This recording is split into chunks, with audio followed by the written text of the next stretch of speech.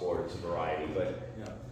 what type of individuals typically become residential investors? That's a great question. Like I know I've heard doctors, and actually I had a call with a guy that owns an Italian restaurant in Windermere, right off Tilden Road. Cool place, great place, but. And he told me he owns like 26 residential investment properties, and I wouldn't have known. I thought he was just in the restaurant business. So Right. I guess the question would be, like, how do they potentially find people? If they went to a networking event where there were doctors there or something like that, does that make sense? Or what are they typically like? That's great.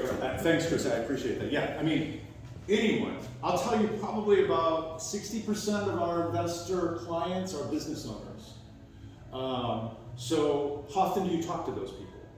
You probably, if you go into a restaurant, you know the owner of the restaurant, you talk about the restaurant, doesn't need a home, you're done. You shouldn't be done.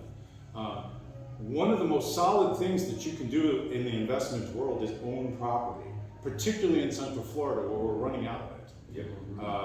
I don't know if you all know the statistics, but I always like to throw this at you. Last year, we had almost 1 million families move into Florida. Still 800 a week.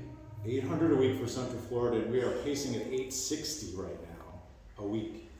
So that's very important for investors. Rents have been, last year, geez, we saw like a 32% increase. So if you had an investor and they were making 12%, all of a sudden they had this huge jump and they didn't do anything. They literally didn't do anything. So who are they? Again, I'm going to say you need to open your mind. If we could sit here and give you a list of investors or where you could go, you wouldn't be able to get them because everyone would be doing it. What's going to be best for you is, you guys are better on Kenmore over there. What's going to be best for you is to do that thinking out of the box, and everyone you meet, if they're in a business or they're a doctor, or I'll tell you this, one of my clients who I've had for like 15, 16 years, she's probably 75 years old. She called the other morning and she was like in a panic. She said, oh my gosh, I had this nightmare. She goes, all my money's in stocks, and if the market crashed, what would I spend? What would I do? What would I have? And she's like, I'm panicking. I'm like, well, I don't know that I can help you. I'm not like a stock guy. I am, but not for some other people. And she goes, I want to buy some property. I said, I understand what you're saying. You want to be able to drive by and go, I own that. No matter what happens to the stock market, I'm going to get something because people have to live in something.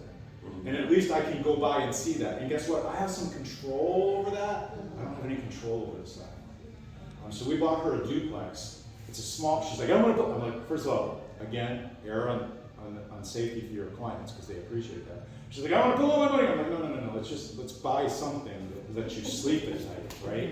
Something you can go by and go, I own that. Worst case scenario, the whole world falls apart, I have a place to live, right? And if it's a duplex, I could live here and I get some rent money from that side, right? So she's like, oh, so she's someone. So there you go. That's not someone I would call necessarily and say, do you want, you're 75 years old. Is it time for you to get into being an investor? I would not think you'd want to, like you should have done that already, right? Your planning should have done it, but it hadn't.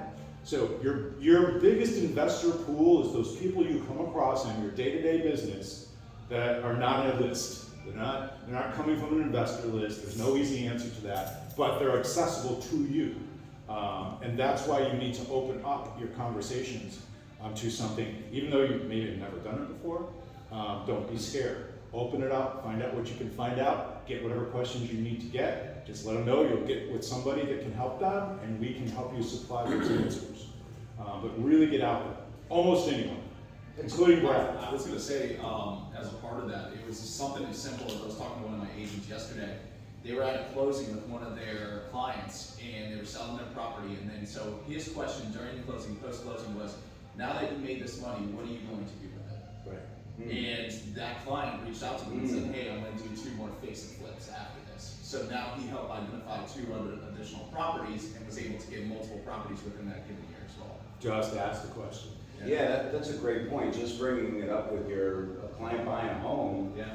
Have you ever thought about investing, in real estate here in Orlando? It's hot right now. It's maybe it'd be good if you knew the typical returns, like what is an average return, or have a little bit of information in your back pocket, and then at least start the company. The worst they say is no, I'm not going to invest in anything, or well, tell me a little bit about that. That sounds kind of interesting. And too, a lot of people that I've come across as well, just friends, family, etc., what they're doing is they have equity in their house. So the person, their agent was able to talk to them about a HELOC. Yeah. And so they took out the HELOC on their house to purchase an additional second property. I totally know that's available. Be careful, Yeah. because you don't want to get them to take out the HELOC on the home that they own and get into an investment that goes bad. Because now you've risked where they live. So that's there. I'm just saying, me, experience-wise, I try not to go that route because I feel like I'm stretching them further than they're ready to be stretched. If they are an investor that are doing things and say, hey, I do have all this money in this house, then that's certainly a good opportunity for them to use that money. But I don't know that I would be like, this is the first time you've ever done it and you have 200,000 in your house, let's take that out. I think you're potentially putting yourself up for too much risk.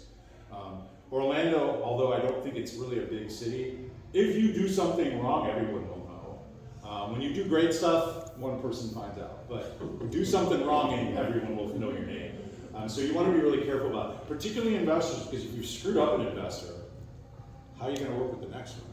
You know, what groundwork now do you provide them that you are ready to go forward? Okay. But here's the thing that I'm going to offer to you today: is we want to work as a community. So if you are willing to start doing that, one of the things that you can say, I do have resources to help you do investments, and I want you to do that. And also, I'm going to ask, this is my ask for helping you. If you get someone that is buying a house to rent or an apartment to rent, come back to us. We will help you with the rental part. We can confirm for you what we think it will be, how much money, and then whatever we tell you, we will make happen. When we take over things for clients, again, to do the rentals, our deal always is, our lease is always like 60 days before the end. And that's the reason for it is we go back to the owners and the owners go, hey, we're thinking about selling it. We've been renting it for 4 years. We're thinking about selling it. We contact whoever gave it to us and say they are at that point where they might want to sell. We will turn it back to you. We're not trying to take your business. It does help you continue that sphere. Once you do it, if your investor doesn't make money, and again, the reason we have management companies is because I've been through that. I sold people great properties to make money, and a year or two later I talk to them and they're not making any money. That doesn't help me. If you're not making money, you're not going to buy the next one. So we want to be there for you to help you with that portion of it, and we can. We do it all the time. It's very, very exciting when you get the opportunity to get to where people have massive assets.